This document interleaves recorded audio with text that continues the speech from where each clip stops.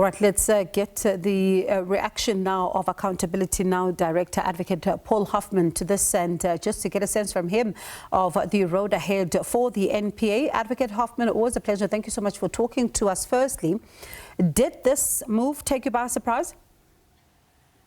Well, Pongiwe, thank you for the opportunity and good evening to your listeners. Yes, it has to be a surprise because his name was not among the 32 long-listed wannabe candidates for the office of the National Director of Public Prosecutions, and it wasn't even on the shortlist either. What happened with that process, which is an informal process, the President is quite right when he says that he is the person who has the prerogative to appoint the National Director of Public Prosecutions.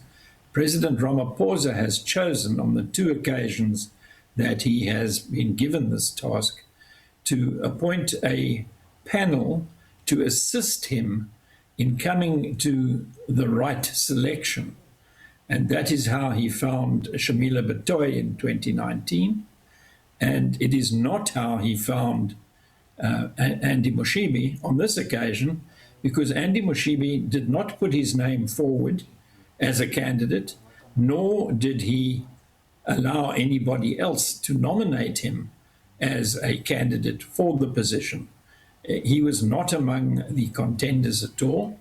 So yes, it does come as a surprise that he is now our new, well, from the beginning of February, he will be our new National Director of Public Prosecutions. But I think it is a welcome surprise. He is a very experienced and competent person. I have tried to find out by internet research and through the use of artificial intelligence what his date of birth is, but I'm afraid that is a closely guarded secret, as is his family life, and he's perfectly entitled to keep his private life private, even his date of birth. But if one works on it, you can imagine that he must be in his early 60s now, which does give cause for pause, because the law requires that the National Director of Public Prosecutions retires upon reaching the age of 65, which is what happens when Shamila Batohi retires at the end of this month. So there isn't much time for him to do his job.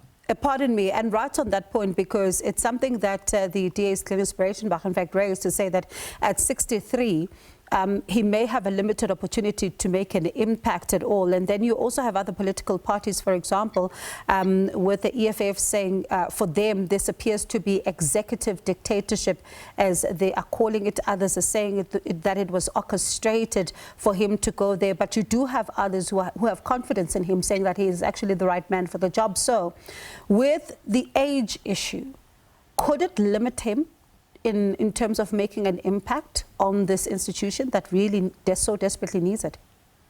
I'm pleased to hear somebody found out his age. He's 63. I thought he was 62 or 63, but that was just by a process of elimination.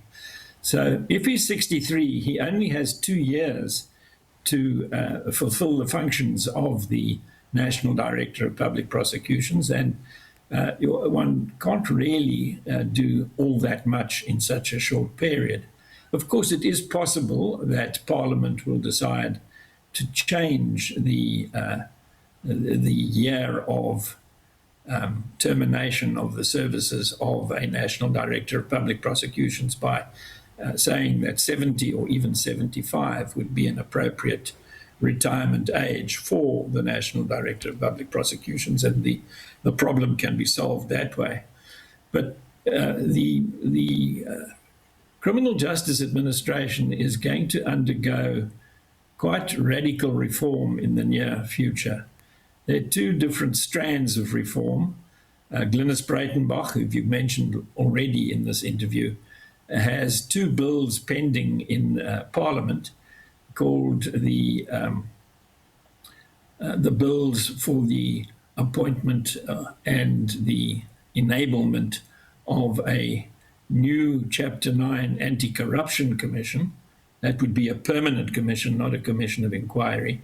that would be housed in Chapter 9 and would do the work of anti-corruption activity in the criminal justice administration. That is work that is currently done by the NPA, but doesn't have to be, because the Constitutional Court has ruled that the appropriate place for an anti-corruption body is indeed in a body outside executive control. Yeah. The other strand of development is the National Anti-Corruption Advisory Council's idea of creating an Office of Public Integrity, also a Chapter 9 institution, but one which I think unfairly or incorrectly is required to answer to the president, could take instructions from the president, like the SIU does. And that Office of Public Integrity would be a place where Andy Mothibi is destined to fulfill functions beyond the age of 65. And Advocate Hoffman, briefly then, before I let you go, what's the legacy of Shamila Batohi? Well, I'm afraid the legacy of Shamila Batohi is being informed by the Chowkey inquiry, which has come to a rather shuddering halt at the end of last year. And in order to give her the opportunity of taking legal advice, which she ought to have taken before she entered the witness box in the matter, I'm afraid she hasn't covered herself in glory. She knows, like everybody else in the NPA knows, that the Constitutional Court has taken away anti-corruption work from the NPA. But she has done nothing to bring that about. It is indeed the task of Parliament to change the law in order to give anti-corruption work to a body outside executive control, be it a Chapter 9 institution or something different. But Shamila Batohi was not prepared to seize that nettle and to take on the cabinet, which is definitely not, certainly in the 6th Parliament, but even in the 7th, not inclined to create such a body. All right, thank you so much. Thank you so much. Thank you. Pardon me, Advocate Hoffman. Thank you so much. We've run out of time. Thank you so much for talking to us. Appreciate it. That's Accountability Now Director, Advocate Paul Hoffman.